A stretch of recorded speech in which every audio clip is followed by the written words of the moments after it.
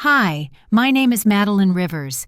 I was just 18 when my family decided to leave my grandmother at gate 14, like she was an old handbag nobody wanted to carry anymore. That was the moment everything snapped.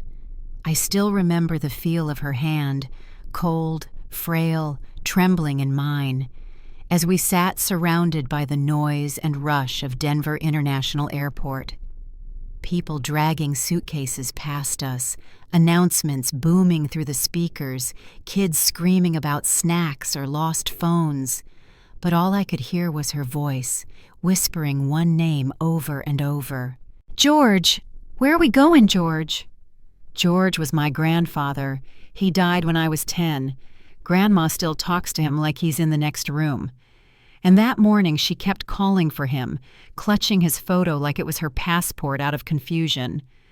I didn't answer her, because I couldn't stop watching my mom as she flicked through the flight tickets with robotic efficiency, lips pressed tight. My dad stood a few feet away, tapping his foot, barking something on a business call.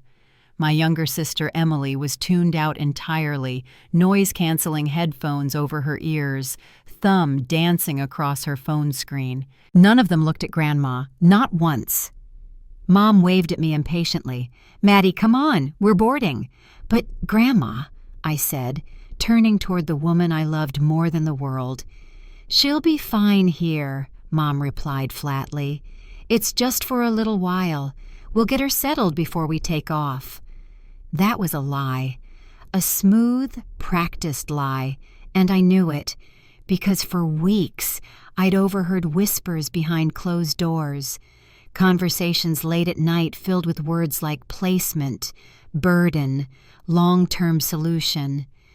I'd watch them flinch every time Grandma forgot someone's name or knocked over a cup of tea. I saw it in their eyes, that cocktail of pity and irritation, every time she talked about Grandpa like he was still alive. My parents had been planning this for a while. They just needed a public place to do it, to leave her behind without a scene.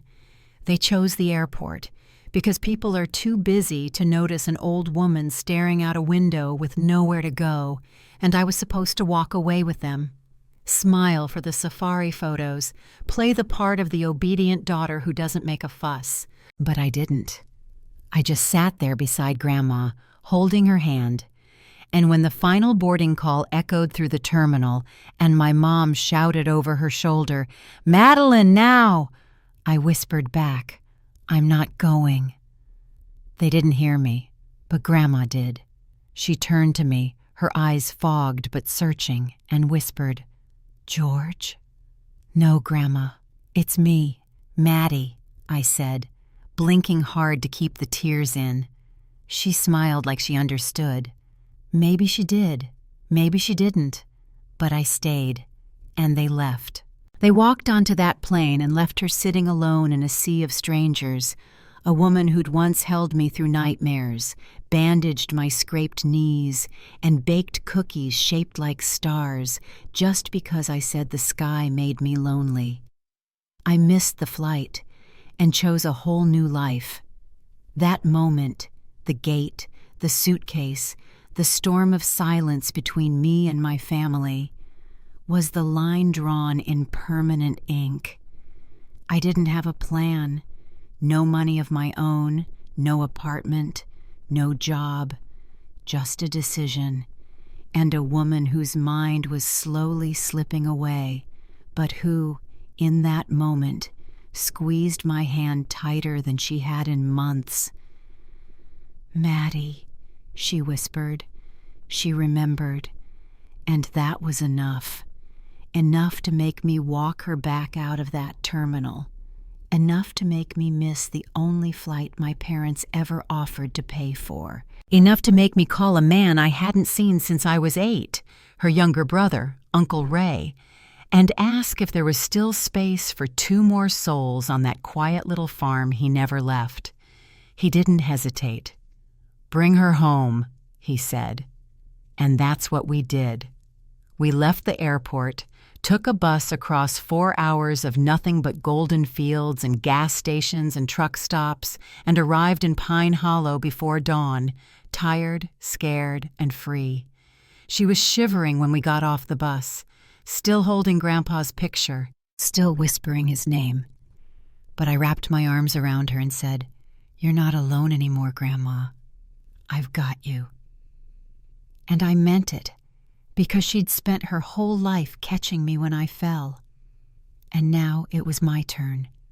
I didn't care about the cost, about the anger that would pour in from my parents once they landed in Africa and realized I wasn't coming back.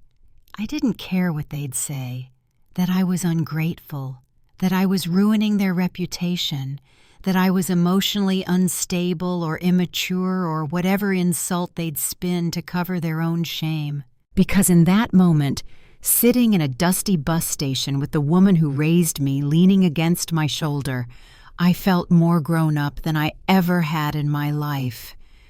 That's why I'm telling you this story now. Not for pity, not for praise, but because you need to understand something. There comes a moment in everyone's life when love demands courage, when silence becomes betrayal, when staying quiet means becoming just another shadow in someone else's script. I chose not to be that. I chose to be the girl who stayed behind. Who said no when the world told her to nod and smile? Who held on when everyone else let go? And what happened after? What came next? That's what this story is really about. Because what they didn't know back at Gate 14 is that Grandma still had one last gift to give.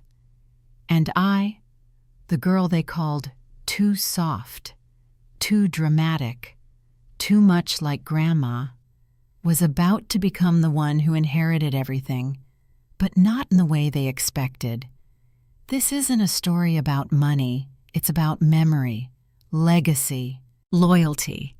And the moment I realized that sometimes the most powerful thing you can do isn't to fight, it's to stay, to sit beside someone the world has forgotten and whisper, "I remember you. You're not going anywhere alone." So before I tell you how I became the owner of a farm I never asked for, the manager of a cafe I built from scratch, and the legal heir to something my parents tried to erase, you need to know this. It all started at Gate 14, where I missed a flight and found myself. The bus ride to Pine Hollow was long, quiet, and strange in its calmness, as if the whole world had slowed down to let me catch up with myself. Grandma sat by the window, her head leaning against the cool glass, whispering to someone who wasn't there, probably Grandpa. She still had his photo in her lap, her fingers tracing his faded smile like it was a map she was trying to read back to a place she couldn't find anymore. I didn't speak, not because I didn't want to, but because I didn't trust my voice not to shake. I just walked away from everything I thought was my future. No college plans, no dorm room waiting, no summer job lined up. Just this, a shaky decision made in the middle of a terminal because my heart had finally shouted louder than my fear. Uncle Ray's farm was 4 hours from the city, tucked somewhere off Route 42, near a speck of a town with no mall, no cinema, and no Starbucks in sight. I remembered visiting once when I was a kid, maybe 7 or 8. Grandpa had taken me and Grandma out for apple picking. I'd fallen in love with a barn cat and named her Cinnamon. I don't remember if we ever came back after that. I reached into my bag and checked my phone. 10 missed calls, 4 from Mom, 3 from Dad, 3 from Emily. No voicemails, just silence that buzzed in my pocket like a warning. I didn't answer. I couldn't. Because I knew that once I let their voices in, I'd start second-guessing everything. I'd start wondering if maybe I had overreacted. Maybe it was just a misunderstanding. Maybe they weren't really going to abandon her. Maybe I made the wrong call. But one glance at Grandma, her fingers twitching as she whispered, "We have to get home before the rain, George." And I knew I hadn't. They would have left her there. They were leaving her there. And I stayed. That was the truth. And I had to keep reminding myself of it every time the anxiety started crawling up my spine like cold water. The sun had already started to dip when the bus pulled into the Pine Hollow depot, little more than a gravel lot with a faded bench and a vending machine that swallowed your dollars without mercy. The air smelled like dust, sweet hay, and something old but honest. That's when I saw him, Uncle Ray. He hadn't changed much since I was little. Same flannel shirt, same weathered face, tan lines etched deep into his skin like he'd been carved straight from the earth. His hair was mostly gray now and thinner, but his smile was still warm, the kind that makes you feel like it's okay to fall apart for a second. "Maddie," he said, walking straight toward us, "you look just like your mom used to when she was your age, but stronger." I blinked at that. "Stronger?" Grandma looked up and blinked twice. "Raymond?" she said, her voice catching. He bent down to her level and took her hand. "Hi, Ellie. You made it." She smiled, slow and soft. "Took the long way, didn't we?" We didn't cry, not out loud, but my chest ached the whole ride to the farm. The road wound between fields of corn and wild grass. The sun cast everything in gold. Uncle Ray's truck rattled a little too much, and the air conditioner barely worked, but I didn't care. Every bump in the road felt like it was jostling the fear out of my body, one jolt at a time. His house looked exactly as I remembered. A white porch with chipped railings, a rocking chair that creaked just by looking at it, a wind chime made from spoons that sang with the breeze. Aunt May met us at the door, wiping her hands on a dish towel, her face pink from kitchen heat. "Good Lord, Maddie," she gasped. "You're all grown up." She didn't ask why we were there. She didn't pry. She just hugged me, opened the door wide, and said, "Come in. Supper's almost ready. You like cornbread, don't you?" And just like that, I was home. Not the house I grew up in. Not the one with polished wood floors and silent dinners and expectations that pressed down like iron weights. But a home. A place where love wasn't earned by good behavior or perfect grades. A place where no one rolled their eyes when Grandma forgot what day it was. That night, after we'd eaten more than I thought I could, and Grandma had dozed off in the rocking chair with a quilt tucked around her legs, I stepped outside. The stars over Pine Hollow were brighter than I remembered. I looked up and breathed, really breathed, for the first time in months. That's when I heard the screen door creak. Uncle Ray joined me on the porch with 2 mugs of tea. "You don't have to talk tonight," he said, handing me one. "But when you're ready, I'll be here." I nodded and sipped. And just like that, the road that began at Gate 14 didn't feel quite so scary anymore. It felt like the beginning of something I could build, brick by brick, memory by memory. Not a perfect life, but a real one. The next morning, I woke up to the sound of roosters. Not alarms, not phones buzzing, not Dad's voice echoing down the hallway reminding us to be productive before breakfast. Just roosters, and the smell of something sweet, cinnamon maybe, drifting up through the cracks in the wood-paneled floor of the guest bedroom. It took me a second to remember where I was. Then I saw the old quilt over my legs, the framed picture of a wheat field on the wall, the tiny vase of fresh daisies on the nightstand. Pine Hollow, Uncle Ray's farm, Grandma. I sat up, still wearing the oversized flannel shirt Aunt May had given me to sleep in the night before. The morning air was cool, Not cold, but the kind of chill that makes you want to wrap your fingers around a mug of something warm and sugary. Downstairs, I heard quiet humming and the soft clatter of plates. I stepped out into the hallway, barefoot, and followed the sounds like a string pulling me forward. There, in the kitchen, was Grandma, awake, dressed in her familiar cardigan, holding a teacup with both hands. Her hands still shook, but her eyes were clear. "Maddie," she said with a little smile, "did I dream you brought me here?" "No, Grandma," I said, kneeling beside her. "We're really here." She set the cup down and reached up to brush a strand of hair behind my ear. "You always did come through when it mattered most." That hit deeper than I expected, because I hadn't always come through. Not when Dad first started talking about solutions.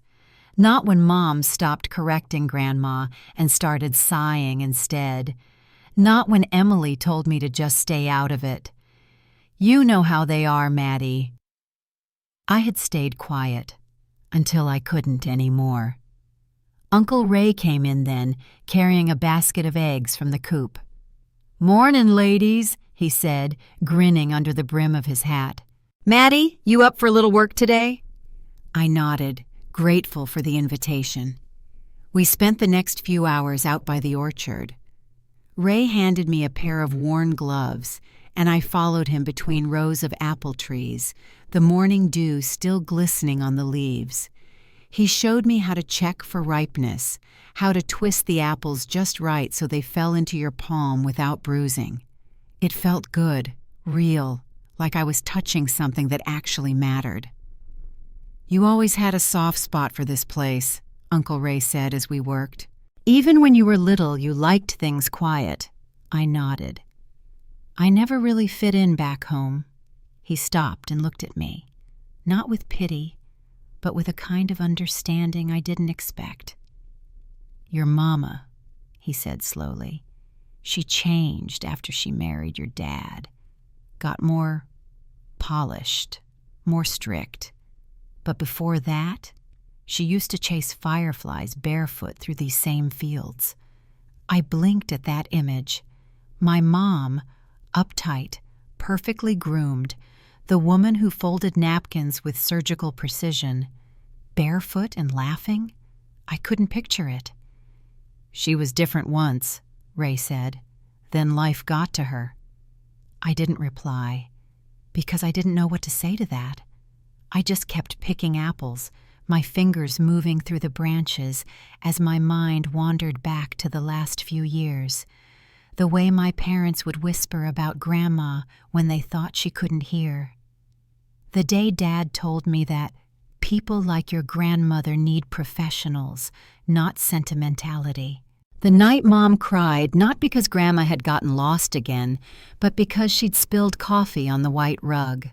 I remembered every sigh, every rolled eye, every skipped doctor's visit.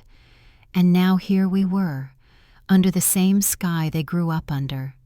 And it felt like I was finally seeing the truth that had been buried for years.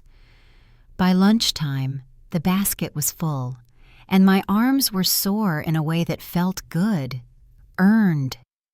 We brought the apples back to the porch, where Aunt May had set out tuna salad sandwiches and fresh lemonade. Grandma was sitting in the rocker again, humming an old church hymn. She didn't recognize the apples, or maybe she just didn't say so, but she smiled, and for now, that was enough. After lunch, I helped Aunt May in the kitchen. She showed me how to make crust for an apple pie, the kind that doesn't come from a box or a can. "You're a fast learner," she said, handing me the rolling pin. "Your grandma taught me this recipe when Ray and I were first married." "She did?" "Oh, yes. That woman could cook with her eyes closed, and sing while doing it." I looked at the crust under my fingers. Something about it felt sacred, like I was folding time. That evening, after dinner, we sat out on the porch again. The stars came out like confetti spilled across the sky. Uncle Ray played a few quiet chords on an old guitar while Grandma dozed with her head resting against the chair back. And I realized something. This quiet life with its apple trees, pie dough, and humming in the kitchen felt more real than anything I'd known in years. It didn't erase what happened at Gate 14, but it softened the sharp edges and planted something new, a root, a beginning, something I might be able to grow. It was on the third morning at the farm that my phone finally rang loud enough to shatter the quiet. Until then, I'd kept it on silent, tucked in the bottom of my duffel bag like a bomb I didn't want to defuse. But somehow, in the middle of feeding the chickens with Uncle Ray, I heard it vibrating. I froze. I could already guess who it was. Still, I walked back into the house, my boots thudding softly across the wood floor. Aunt May was in the pantry sorting jars. Grandma was resting in the sunroom, her eyes fluttering as she traced invisible lines across the air. I pulled the phone out. 32 missed calls, 17 texts, and now, one name blinking on the screen, Mom. I answered it, because part of me still hoped, however foolishly, that she might say something different this time. Something soft, something like, "Thank you for taking care of her. I'm sorry we didn't." But her voice came in cold and sharp, slicing through the line like ice. "Madeline Rivers, where in God's name are you?" I didn't speak. The silence hung heavy. "I swear, Maddie, do you even understand what you've done? You disappeared. You kidnapped your grandmother. Your father's calling lawyers. Mom, you made us look like monsters. You don't know what people are saying." I took a breath. "They're saying what I saw with my own eyes." Silence. Then her voice cracked a little. "We were going to come back for her. It was just temporary." "No, it wasn't," I said quietly. "You picked a spot where you could leave her and not look guilty. You were walking away from her and you know it." "You're 18. You don't understand what it's like to carry the weight of someone who doesn't even remember your name." I gripped the windowsill with one hand, watching a butterfly dance across the porch flowers. "She remembered mine," I whispered. Mom didn't reply. But I could hear her breathing, that tight, choked breathing she always did when she was about to cry, but didn't want anyone to see. "We gave up everything for this family," she finally said. "Everything." And that's when I broke. "Then why did you act like she was the one ruining it?" Click. She hung up. I stood there for a long time, phone still pressed to my ear, listening to the silence that followed. My hand was shaking, and not because I was afraid, but because part of me still wanted to believe she loved Grandma the way I did, even if she didn't know how to show it. Later that evening, I told Uncle Ray about the call. He didn't look surprised. "She's angry because you did what she couldn't," he said. "You stayed." I nodded, swallowing hard. "I didn't know it would hurt this much," I admitted. "Hurtin' doesn't mean it was wrong," he said, setting a hand on my shoulder. "Sometimes doing the right thing cuts the deepest." That night, I couldn't sleep. Grandma was talking in her room again. Not loud, just her usual murmurs. But this time I listened from the hallway. Her voice was soft and warm. "George, remember that summer by the river? You made me laugh so hard I spilled lemonade on your lap." A pause, then quieter. "I think Maddie misses you. She tries to be brave, but she's scared."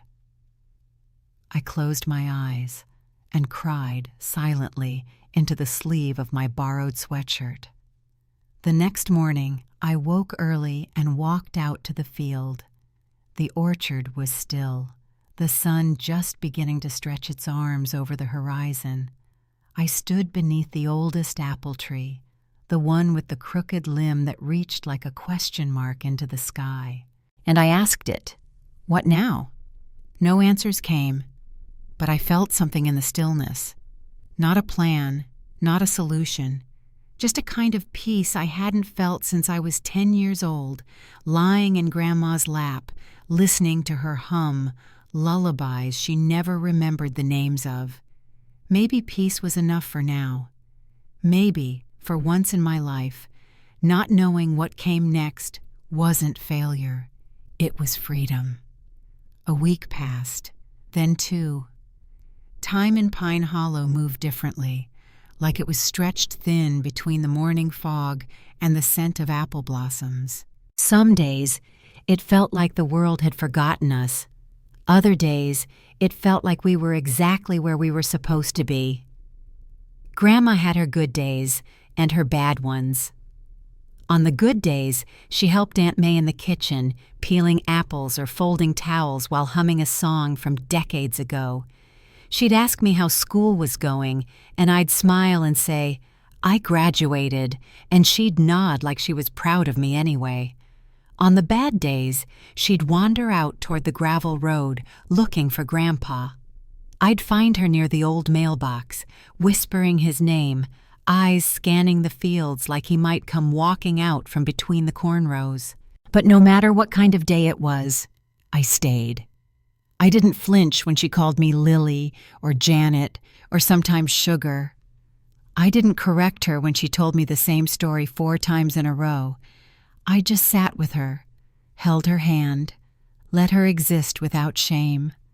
And little by little, something inside me began to shift. It wasn't just about protecting her anymore. It was about honoring her.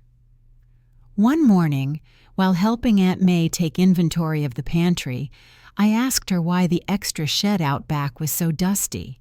She raised an eyebrow. "You mean the one next to the barn?" I nodded.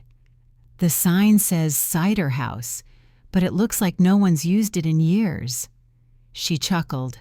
"That's because no one has. Ray and I used to make cider there, back when your grandma's memory was still sharp, and the town kids would stop by for hot donuts and cups of apple juice. It was something." "You stopped?" "Well, you know how it goes.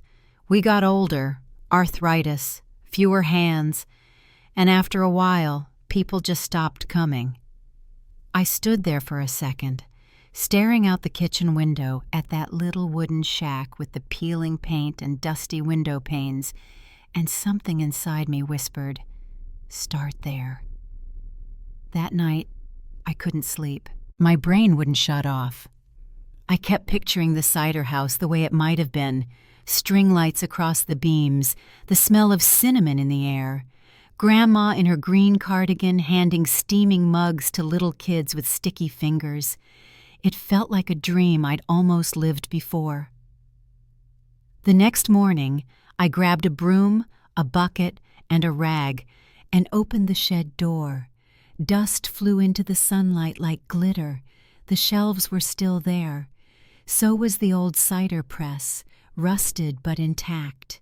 And in the corner, tucked beneath a tarp, was a chalkboard sign with faded lettering, "Ellie's Cider Shack, hot, sweet, and made with love."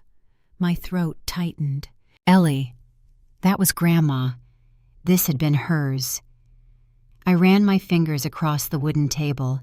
The surface was rough, but strong. There were spider webs in the corners, cracks in the floorboards, but the bones were still good. So I got to work. 1 shelf at a time, 1 hour at a time. Uncle Ray saw me 2 days later, paint-streaked and sweaty. "You fixing her up?" he asked. "I think so," I said. "I don't know exactly what yet, but yeah." He didn't say more, just handed me a fresh paintbrush. Aunt May offered to help with recipes. We used Grandma's old note cards, some of them barely legible, others with little smiley faces in the margins. I read every one like scripture. In the evenings, I'd show them to Grandma, and sometimes her eyes would light up. "Those are mine," she'd say. "That one won the fair ribbon back in '91. "You want to teach me?" I'd ask. "Of course, sugar," she'd say, though most of the time she'd forget we had the conversation 5 minutes later. Still, I came back every night, because somewhere in her, the joy of it still lived. One afternoon, Emily texted me for the first time in weeks. "Mom and Dad are freaking out. They think you've gone off the deep end. I told them you're safe, but you should really talk to them." I stared at the message, then replied, "Tell them I'm building something. Tell them Grandma's safe. She's not forgotten here, and I'm not coming home." She didn't answer right away, but later that night she sent one more text. "I miss her too." That was the first time in years she'd said anything real, maybe the only time. That night, I lit a few candles inside the cider house, hung an old string of bulbs Ray pulled from the attic, set out the chalkboard with a fresh message. "Coming soon, Ellie's Cider Shack. Memory served warm." And I stood in the doorway, looking at everything we'd done in just a few days. It wasn't perfect. The paint still chipped in places, the press squeaked, but it was ours, and I had a feeling Grandma, somewhere deep inside her tangled thoughts, knew it too. The first customer came on a Tuesday morning. I wasn't even ready. The lights were strung, the cider barrels clean, the press oiled and humming, but I hadn't planned on opening yet. I was still testing the first batches with Aunt May, tweaking spice levels, fiddling with recipes from Grandma's old index cards. But that morning, as I swept the porch of the little cider shack, a woman in a pale blue raincoat wandered up the gravel path. She looked about 60. Soft eyes, hair tucked neatly into a knit hat. She smiled before I even spoke. "You don't know me," she said, "but I knew your Grandma." I blinked. "You did?" "Back in the day," she nodded. "Ellie used to teach at Pine Hollow Elementary. She was the only teacher who didn't send my son to the principal's office every week. She used to bring homemade cider for parent-teacher night. Told me, apples fix more than grades." I felt my chest tighten. "She's still around?" the woman asked gently. "She is," I said. "She's different now, but she's here." The woman reached into her purse and handed me a $5 bill. "Then give me something with her spirit in it." That was the first mug I ever sold. It wasn't perfect. It was too hot, if I'm honest, and the cinnamon sat awkwardly at the bottom. But the woman smiled like it was sacred. And when I brought the story home to Grandma that evening, her eyes lit up for one rare, fleeting second. "Did she say I used to be a teacher?" Grandma whispered. "She did," I said, sitting beside her on the porch swing. Grandma leaned her head on my shoulder. "I liked teaching," she murmured. "Didn't pay much, but the kids were kind. They used to call me Mrs. Apple because of the cider." I laughed, not because it was funny, but because I didn't know what else to do with the lump in my throat. I told her I reopened the shack. She didn't respond, but later that night, when I tucked her in and kissed her cheek, she looked at me and said, with that same sleepy smile she used to give when I was little, "Make sure you don't burn the cider." And then she drifted off. The next few days passed in a blur.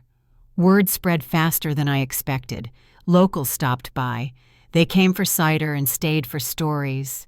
They brought photos of Grandma from back when she taught Sunday school.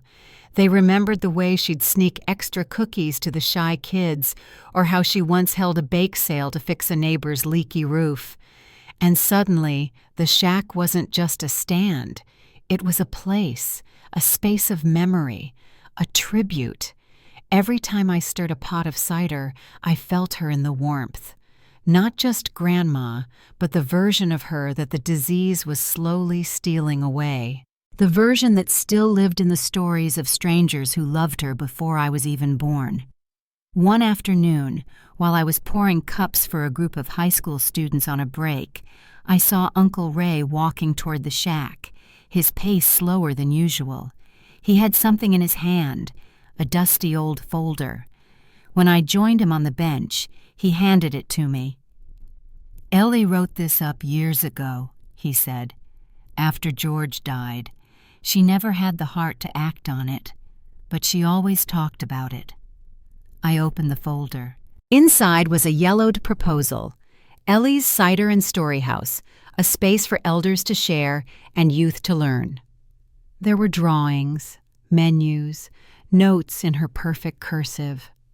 She wanted to create a place where people like her, aging, often forgotten, could pass on their stories through recipes, crafts, music, where teenagers could volunteer for school credit, where storytelling and cider could bridge a gap generations wide. "She wrote this?" I asked. Ray nodded. "She said it was her someday idea. You're making it her now." I sat there for a long time, holding the folder, the weight of it, the care, the dream she'd tucked away when the world stopped listening. Maybe this was why I stayed, not just for her comfort, but for her voice. That night I sat with her again on the porch. The stars were out, and the summer wind carried the scent of cinnamon and cut grass. She was quiet for a long time, her gaze far away. Then she turned to me and asked, "Did the kids like the cider?" I stared at her. "You remember that?" A pause. She smiled softly. "Not everything, but I remember you." Tears filled my eyes. "Do you remember who I am?" "You're Maddie," she said, "my girl who came back for me."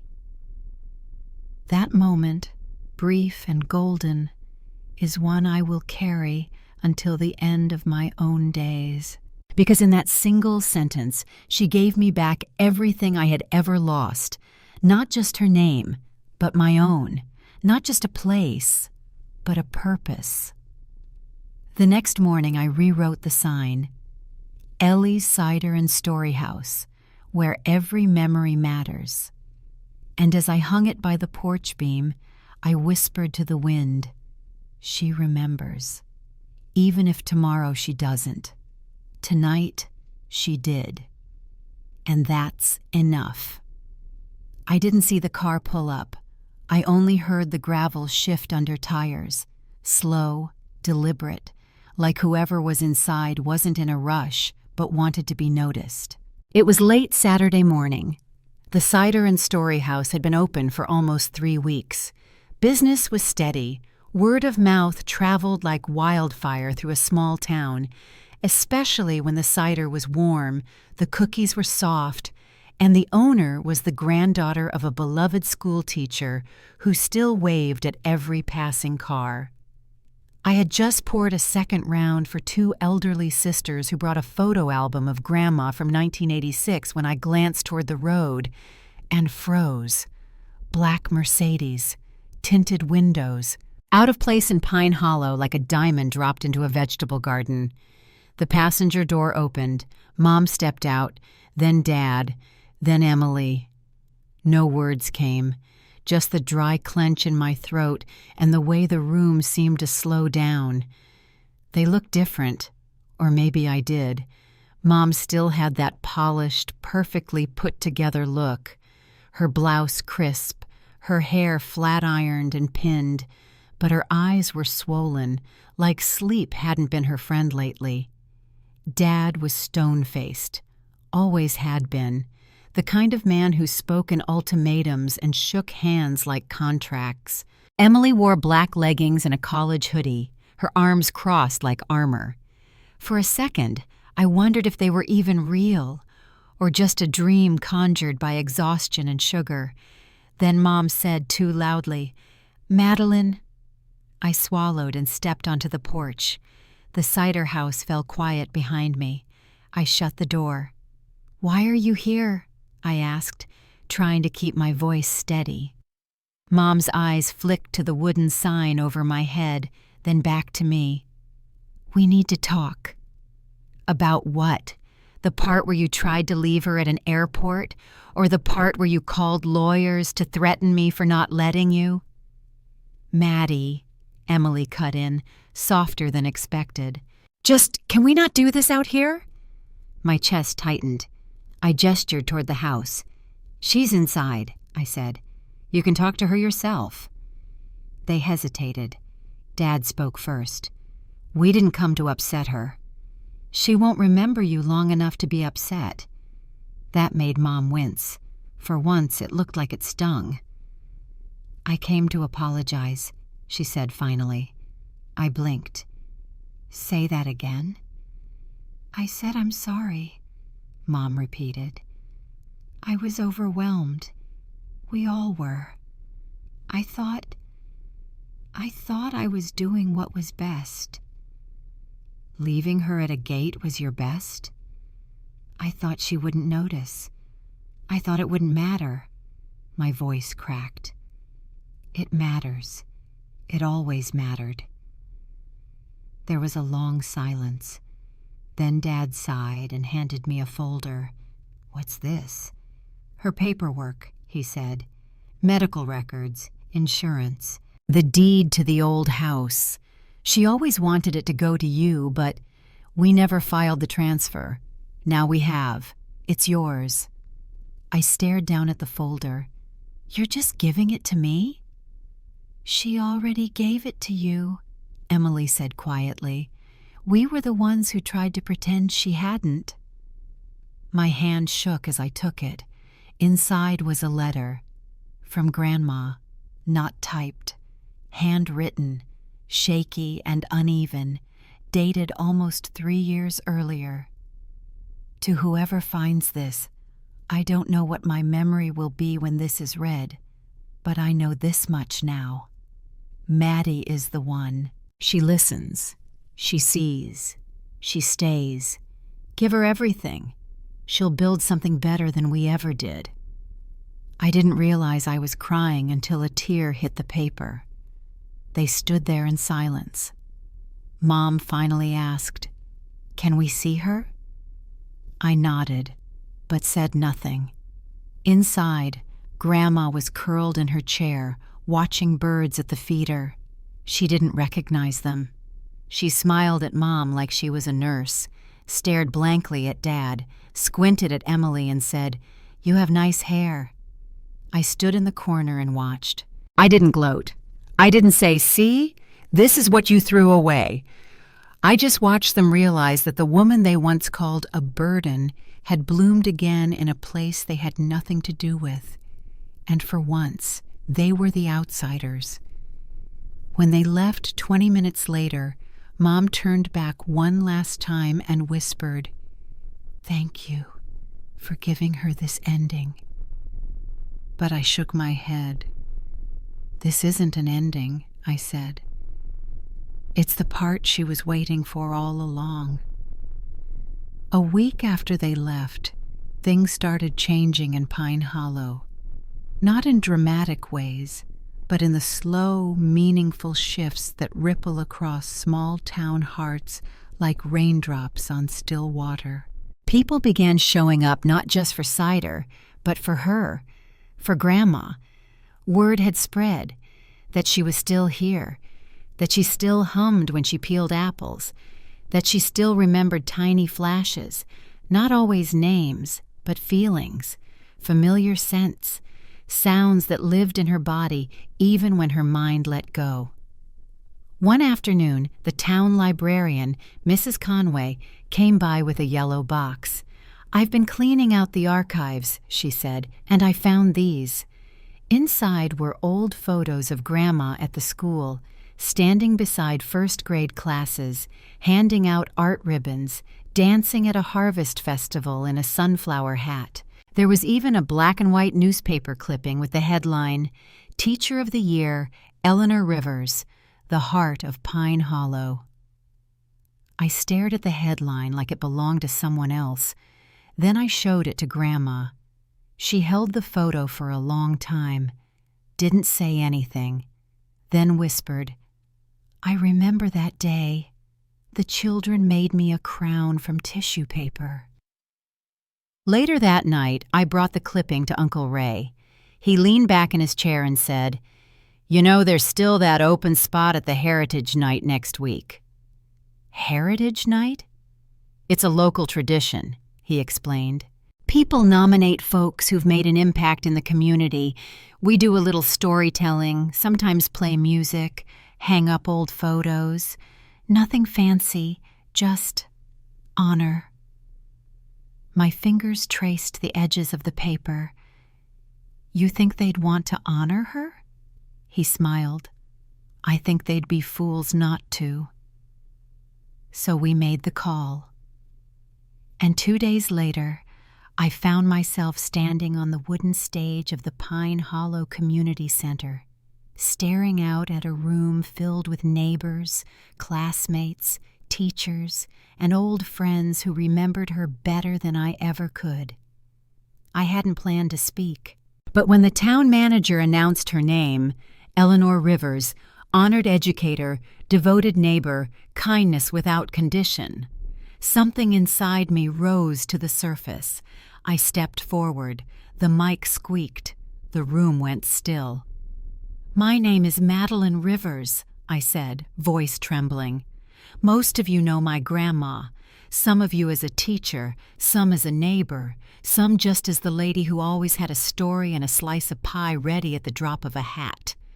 There were quiet chuckles, soft nods. I continued. "Last year my family almost lost her. Not to illness, not to accident, but to neglect, the kind that creeps in when people decide that old age is the same as invisibility." A hush fell. She was nearly left behind, forgotten. Someone in the back gasped. "But I stayed," I said. "Not because I'm special, but because she is. And this town, this cider shack, these faces and names, they brought her back in ways medicine never could." I held up the black and white photo. This was her legacy before the forgetting began, and I refused to let it fade into dust just because the world moves too fast to remember. The silence after that was heavy, not with judgment, but reverence. Then someone clapped, and another, until the whole room stood, applauding not just for me, but for her, for Eleanor Rivers, who once held the hearts of every child in Pine Hollow, and now, even in fragments, still did. After the applause died down, the mayor, a kind-eyed man with salt and pepper hair, approached the podium. "Miss Rivers," he said, "I think I speak for the town when I say that your grandmother's story matters, and your devotion, it humbles us." He turned to the crowd. "And it's time we made it official." That's when he held up a sealed plaque. The Eleanor G. Rivers Annual Youth Storytelling Award, honoring memory, love, and legacy. My breath caught. "She won't remember this tomorrow," I said softly. He looked at me. "Then we'll remember it for her." That night, after I tucked her into bed and kissed her forehead, I sat alone on the porch, the plaque in my lap, my eyes on the stars. And for the first time since the airport, I didn't feel like the girl who stayed behind. I felt like the woman who stood forward, the one who turned abandonment into honor, shame into legacy, and a forgotten shack into a house of memory. 2 weeks after the Heritage Night, I received a letter in the mail that changed everything. Not emotionally this time, but legally, structurally, and publicly. It was postmarked from Denver. The envelope was thick, ivory, with an embossed seal I didn't recognize. At first, I thought it might be junk, some catalog or an alumni magazine I never signed up for. But when I slid my finger under the flap and pulled the papers free, I saw the letterhead, Westgate Foundation for Legacy Living. My brow furrowed. A short note clipped to the top explained it. Dear Ms. Rivers, we recently learned of your grandmother's story through the Pine Hollow Heritage Night and several regional media outlets. A journalist forwarded us your speech. We were deeply moved by the intergenerational commitment you've modeled and the storytelling platform you've created. We believe Ellie's Cider and Story House embodies everything our foundation seeks to support. Enclosed is a grant offer for independent expansion under your stewardship, no strings attached. We hope this contribution allows you to continue building a space where memory is cherished and dignity never expires. Warm regards, Isadora Westgate, Director. I stared at the number at the bottom of the page. 6 figures, a grant totaling $175,000. No repayment required. I dropped into a chair, my legs suddenly useless. I must have read it 5 times before I believed it. This little shack of love and cinnamon steam, this tribute to my grandmother, had reached beyond our fields, beyond the town, beyond even our old wounds. Later that night, I brought the letter to Uncle Ray and Aunt May.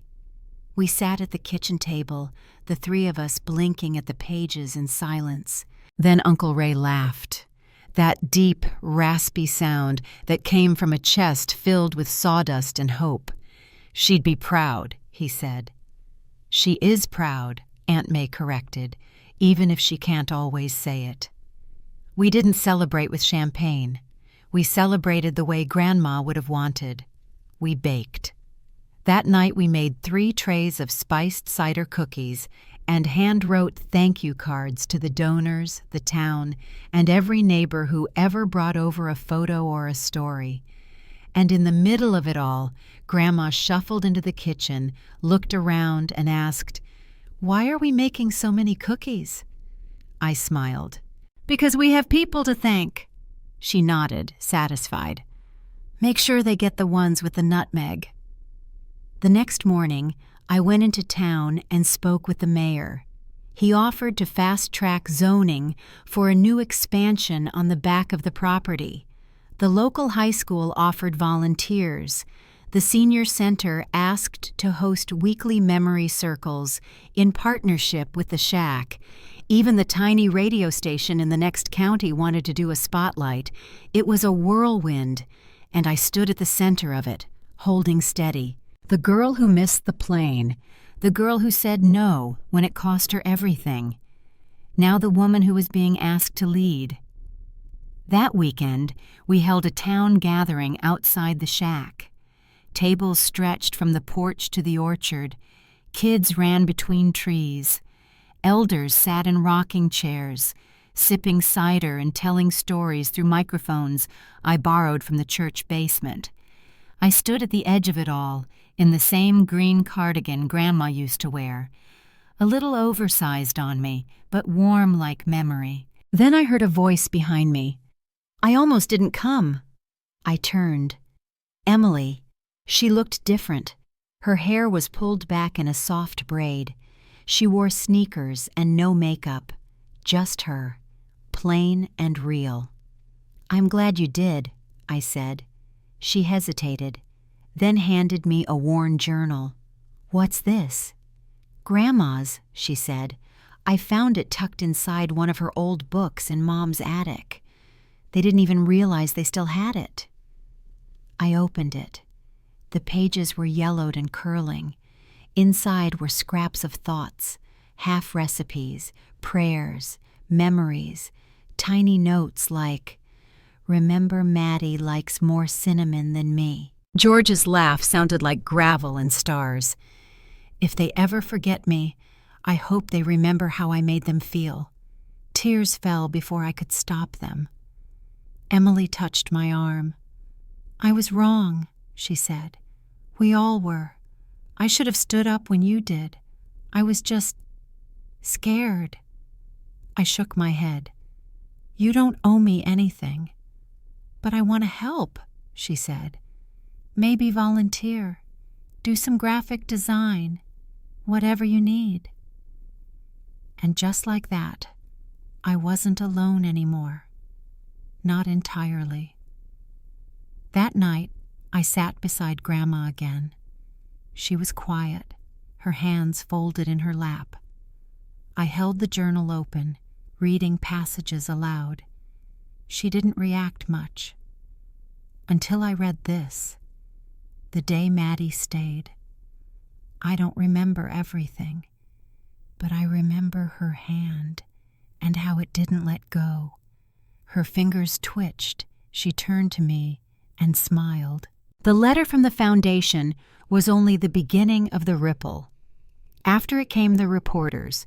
Not many, just a few from small regional news outlets who heard about the cider shack and the girl who refused to board the plane. They called it a local love story. One article even titled it, "The Girl Who Stayed and the Memory That Saved Her." I didn't do interviews, not at first, but I let them sit in the back of the shack with their recorders and their notepads. I let them listen to Grandma hum while peeling apples, let them watch the high schoolers giggle through their first volunteer shifts, let them soak in what we'd made here, the stillness and the sweetness of something built from nothing but memory and choice. Then one day, a segment aired on the evening news, 5 minutes long, barely more than a highlight reel, and within 12 hours, my mother called. Again. I let it ring once, twice. Then I answered. Her voice was quieter this time. "I saw it," she said. "I figured. She's famous now," she laughed softly. "Wouldn't she be tickled?" "She was never trying to be famous." "I know. That's what makes it so beautiful." I didn't speak. Neither did she. Then, "Maddie, I was wrong." I waited. "That day at the airport," she said, her voice wobbling, "we told ourselves we'd find a care home when we got back, that it was just a delay, but the truth is, we weren't going back for her. We'd already left." It was the first time she admitted it. Fully. No excuses, no backpedaling. Just the truth, dropped like an offering. "I've tried to sleep every night since, and I can't stop seeing her face," Mom whispered. "The way she looked at me like she knew." She did know. A beat. I thought love was about appearances, about keeping things neat, functional, manageable. But it isn't, is it? "No," I said. "It's about staying when it's messy." She cried then, really cried. Not the silent kind where the tears barely fall, but the messy, gut-heavy kind.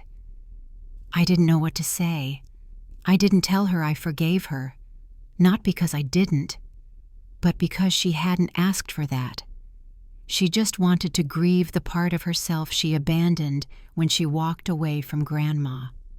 And I let her. That night, Emily drove out again. This time, she brought groceries, said nothing about the long drive or the silence in the car or how Dad had taken to sitting on the porch in Denver, staring at Grandma's old rocking chair. She just put the bread in the pantry, the milk in the fridge, and sat beside Grandma as if she'd always been there. Later, as we folded laundry together on the back porch, she said, "They're splitting up." I looked at her. "Mom and Dad?" She nodded. "I think it started long before the airport," she added, "but that day just tore the last thread." I exhaled. "I'm sorry." She shrugged. "I'm not. I think we all needed to see who we really are when no one's watching." I folded one of Grandma's shawls, soft, lavender, still faintly scented with her rose soap. "She's the only one who never pretended," I said. Emily smiled. "She's always been the bravest of us." That evening, as the sun dipped behind the orchard and the sky turned the color of faded peaches, I sat on the front steps with Grandma. She was holding her old Bible. Her fingers traced the worn leather cover, though I wasn't sure she could still read the words inside. "Do you know what day it is?" I asked gently. She looked up at me. "Is it the day I see him again?" My throat tightened. "Not yet," I whispered. She nodded. "Then I'll wait." She always had. And now we waited together for the next cup of cider, the next song, the next breath. Not because we were lost, but because we were finally found. I didn't expect my father to show up again, especially not alone. Especially not with his hair uncombed and shirt wrinkled and eyes tired in a way I'd never seen on him before. Not even during tax season or after all-nighters at the firm. It was a Thursday morning. I had just finished brewing the first batch of cider when I heard the knock on the side of the shack. Not the front door, not the porch, the side. The place people come when they don't want to be seen. I stepped outside. There he stood, hands shoved in his pockets, no briefcase, no coat, just a man who used to wear authority like cologne, now wrapped in uncertainty. "Dad," I said. "Maddie." We stared at each other. Then, like he always did, he got to the point. "I didn't come to argue." "Good. I didn't come to take her back." "Smart." A beat passed. "I came because I don't know who I am anymore." That stopped me. He ran a hand through his hair. For 20 years, I thought success was measured in how far away you could get from vulnerability, how clean you could keep your hands, how little you let people need you. He glanced at the shack, at the porch, at the trees behind us. "I watched that news segment 10 times, he said, "not because I was proud, but because I didn't recognize you. Not this version of you, the one who speaks without fear, the one who holds people close even when it hurts." "You raised me not to," I said quietly. "I know," he said, "and I was wrong." That silence between us, it wasn't hostile. It wasn't even awkward. It was the space between a truth breaking and a heart learning how to let go. "I thought you came to ask for something," I said finally. He looked down. I did. There it was. "But not for what you think." I raised an eyebrow. "I want to sponsor the first scholarship," he said, "for your youth storytelling award, in Grandma's name." My chest tightened. "Why?" "Because I need to build something real, and I don't know how, but you do. You are." I didn't respond. I was too busy trying to hold still the tears that crept to the corners of my eyes. He reached into his coat and pulled out a small white envelope. Inside was a check, $10,000. "Start the fund," he said. "Let the next Maddie tell her story earlier." I looked at the number. I looked at him, and for the first time in my life, I saw my father, not the version in suits or behind stern lectures, but the boy inside the man, the one who once clung to Grandma's hand before his first day of school, the one who forgot how to say "I'm sorry" until it cost him everything. "I'll accept it," I said, "but it doesn't change the past. It's not supposed to." He turned to leave, but paused. "You were always stronger than me," he said. "She saw it first." And then he walked down the gravel path, hands still in pockets, a little lighter somehow, like the weight he carried had finally begun to lift. That evening, I told Grandma.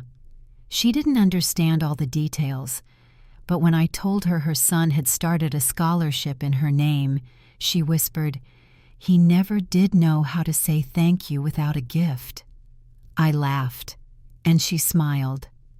That night, I wrote the announcement myself, typed it out and posted it on the shack's bulletin board with a copy sent to the local paper, the Eleanor G. Rivers Storytelling Fund.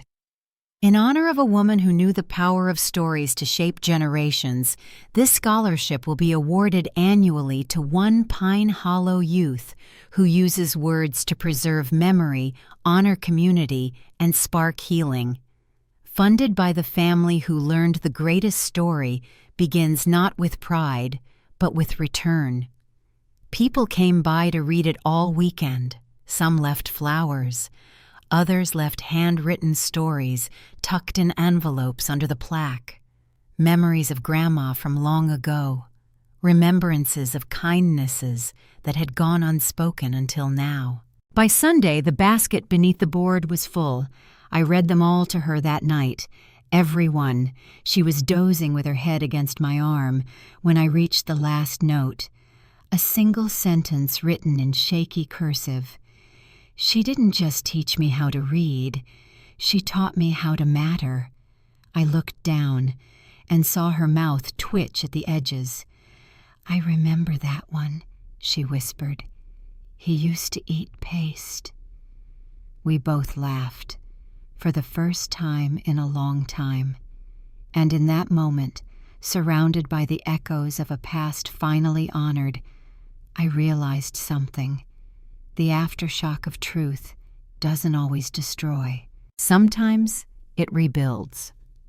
The day Grandma stopped recognizing me completely was a Tuesday. It wasn't dramatic. There were no tears, no panicked questions, no sudden unraveling. It was just quiet.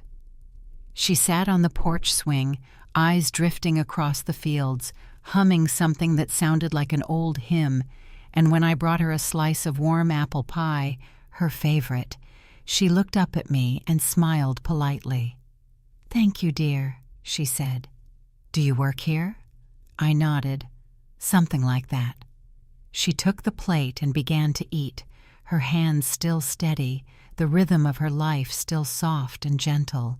But inside me, something stilled. I didn't cry in front of her. I waited until that evening, after she'd gone to bed and Aunt May had turned off the kitchen lights.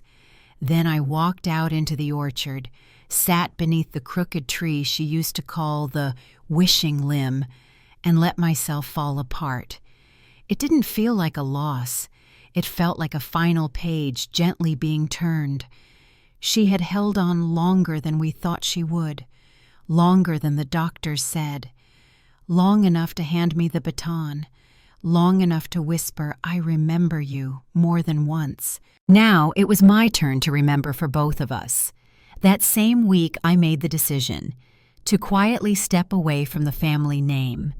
Not legally, not yet, but publicly. I didn't want the Rivers legacy to be about what happened at Gate 14. I wanted it to be about what happened after. So I changed the logo on the front of the shack. Just a little. A new hand-drawn apple with roots reaching into the shape of a heart. Underneath it, the name read, Ellie's house, no surname, no formality, just her. A woman who gave without needing credit. A soul who taught me how to stand still in the world without needing to prove my worth. I posted a small note on the community board. This house was never built for business. It was built for remembering, for honoring, for resting. You are welcome here, not because you are perfect, but because you are present. And sometimes that's the bravest thing a person can be. People understood. The name spread like sugar in warm tea. "See you at Ellie's," they'd say in the grocery store. "Gonna stop by Ellie's after church." Even the kids called it that now. Somewhere inside, I imagined Grandma smiling every time they did. My mother visited one more time before winter. She didn't stay long, just long enough to sit beside Grandma and hold her hand in silence. When she left, she hugged me tight. "I think this is the best version of all of us," she said. "You, her, this place." I didn't know how to respond, so I just said, "Thank you for seeing it." She kissed my cheek, walked down the path, and didn't look back. And I didn't chase her. Because closure isn't always dramatic. Sometimes it's just letting someone leave in peace, knowing they've finally started their own quiet reckoning. That Christmas, the shack was lit with handmade lanterns, paper snowflakes in the windows, and volunteers from the high school who sang carols to raise funds for the scholarship fund. Grandma didn't know it was Christmas, but she danced anyway.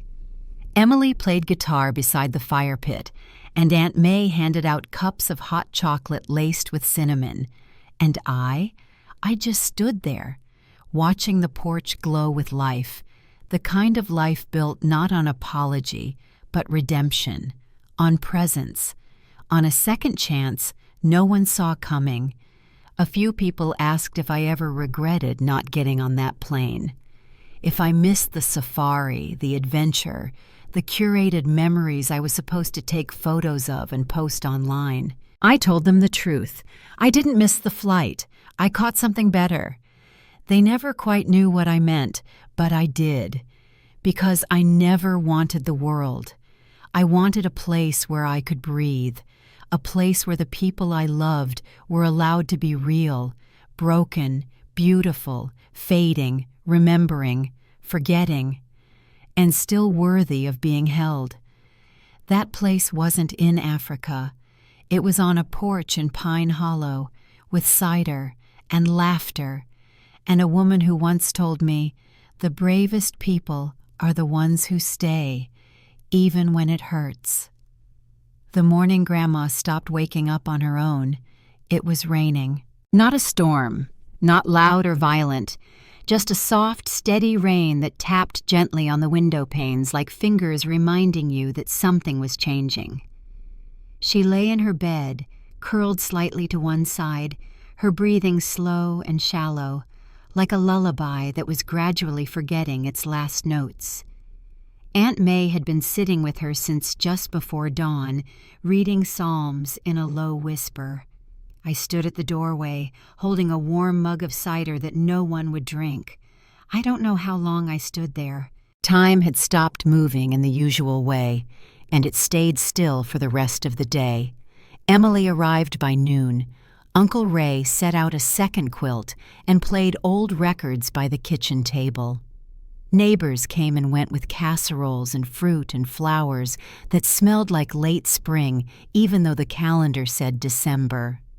I sat beside Grandma most of the evening, reading from her journal, though I'm not sure if she heard me. But I read anyway, because some words need to be spoken even if the person they're meant for is already halfway gone. By nightfall, the house was quiet again, just the tick of the old wooden clock above the fireplace and the steady drip of rain into the gutters outside. Then, sometime around midnight, she exhaled one last time and didn't inhale again. There was no gasp, no clutching of bedsheets, just a long, graceful goodbye. I held her hand until it grew still, and even then, I stayed, because that's what you do for someone who stayed for you. The next day was a blur of candles and hushed voices and soft arms wrapping around my shoulders. People came from all over, former students, old friends, members of the town council. Even the mayor gave a short eulogy in the orchard, standing beneath the crooked apple tree, reading from a worn poem Grandma used to keep taped to her fridge.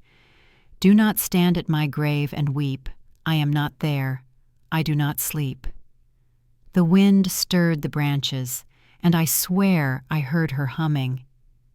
After the burial, simple, beautiful, just like she would have wanted, I returned to the shack and unlocked the doors. People expected me to close for a while, but I didn't, because Ellie's house was never a business. It was a rhythm, a heartbeat, a space where memory kept living long after breath had left. So I baked, I brewed, I kept the chairs warm, and one by one the people came, not to be served, but to sit, to share, to remember. It was there, in those quiet days after her passing, that I realized something. Family isn't always who raises you. It's who shows up after the loss. It's the girl who volunteers her weekends just to hang photos, the boy who plays guitar by the fire pit because Grandma once told him he had a gift. It's Aunt May staying late to help with inventory, Uncle Ray carving a new signpost from fallen cedar, and Emily, now visiting every Sunday, bringing lemon cake and hugs that finally linger. They didn't replace the grief, but they carried it with me. They made space for it, and in doing so, they became something deeper than blood. They became mine. One afternoon, as I was closing up, I found a folded napkin on one of the tables. Someone had scrawled a message on it in shaky handwriting. You made us all remember. You made her proud. Don't stop now. A former student of Ellie Rivers, I held that napkin like scripture, because sometimes God doesn't send signs in lightning bolts. Sometimes he sends them in ballpoint ink on paper napkins left behind by people whose names you'll never know, but whose gratitude you'll never forget. Spring came early the next year.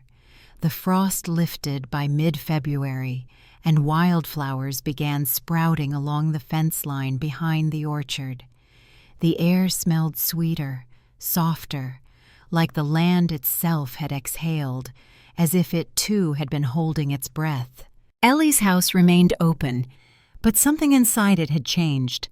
The walls now held framed letters from her old students. The back table had become a writing corner, a small space for anyone who wanted to jot down a story, a prayer, or a goodbye. Every Sunday, I gathered the notes, folded them gently, and placed them into a wooden memory chest I kept in Grandma's old room. We never advertised this. It just became, like most sacred things do. And though people still came for cider and cookies, they lingered now, not just to talk, but to listen. They came with their grief, with their laughter, with their anniversaries and regrets, with photos of grandmothers and journals from fathers and buttons from coats no longer worn. And I welcomed every piece. Because when the world tries to rush you forward, sometimes the holiest thing you can do is pause. One morning, a group of school children visited on a field trip. They huddled on the porch steps while I read them one of Grandma's favorite storybooks, and afterward, they asked if the tree in the orchard was really magic. The crooked one? I smiled. Yeah, one boy said. The one with the rope swing and the birdhouse that sings when the wind hits it. I paused, glancing through the window at the old tree. The one where Grandma used to sit and hum, where Uncle Ray had carved her initials into the bark when he was 10. Do you think it's magic? I asked them. The kids exchanged looks. One girl nodded. It makes people feel better. That's magic, right? I blinked back tears. Yeah, I whispered. That's exactly what it is. That afternoon, after the kids had gone and the porch was quiet again, I walked out to the orchard. Kneeling beneath the tree, I dug a small hole, and into that earth I placed the napkin, the one with the note, and one of Grandma's recipe cards, and a pressed daisy from the bouquet left at her service. Then I covered it all with fresh soil and whispered, "Let this grow, not into roots or branches, but into remembrance, because sometimes what you plant isn't meant to rise through the earth. Sometimes it's meant to rise through the heart." Later that evening, I wrote a letter, to no one in particular, or maybe to myself. I didn't become who I am in one moment, Not at the airport, not in the orchard, not even beside her bed as she slipped away. I became who I am slowly, through presence, through grief, through cinnamon steam and rocking chairs and the courage to stay when it was easier to go. I was told once that I'd regret missing the flight, that the world was waiting for me somewhere far away, but I've come to believe something different. The real world isn't out there.